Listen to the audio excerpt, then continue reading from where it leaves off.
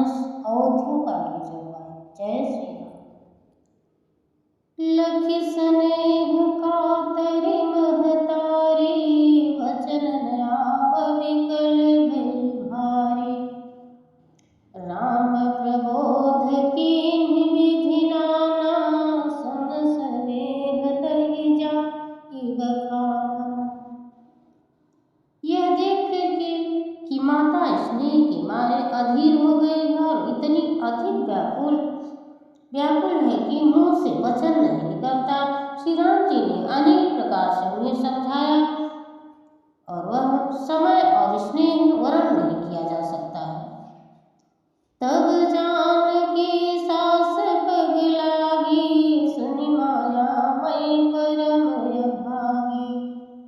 सेवा समय दैव बन दीन्हा, मोर मनोरथ सफल न कीन्हा। तब जानकी जी ने सास के पांव लगी और बोली, हे माता सुनिए, मैं बड़ी ही अभागी हूँ और आपकी सेवा करके समय दैव ने मुझे वनवास दे दिया। सेवा के समय ही देव ने मुझे वनवास दे दिया, मेरा मनोरथ सफल नहीं किया। तजहु क्षोभ जनि छाड़हु छोहु, कर्म कठिन कछु दोष न मोहु। सुनि सिय वचन सासु अकुलानी, दशा कवन विधि कहु बखानी। आप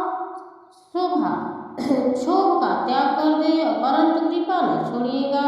कर्म की गति कठिन है, मुझे भी कुछ दोष नहीं। सीता जी के वचन सुनकर भी सास व्याकुल हो गए। उनकी दशा को मैं किस प्रकार बखानूं। वारहि वार लाए और लेन्ही, धर धीरज सिख आशीष दीन्ही।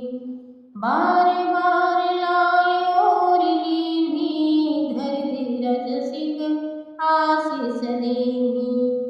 अचल होई यही बात तुम्हारा, जब लगी गंग जमुन जलधारा। अचल होई यही बात तुम्हारा, जब लगी गंग जमुन जलधारा। उन्होंने सीता जी को बार बार हृदय से लगाया और धीरज धर की शिक्षा दी और आशीर्वाद दिया कि जब तक गंगा जी में, यमुना जी में जल की धारा रहे बसे, तब तक तुम्हारा सुहाग अचल रहे। जय श्री राम। राम सिया राम।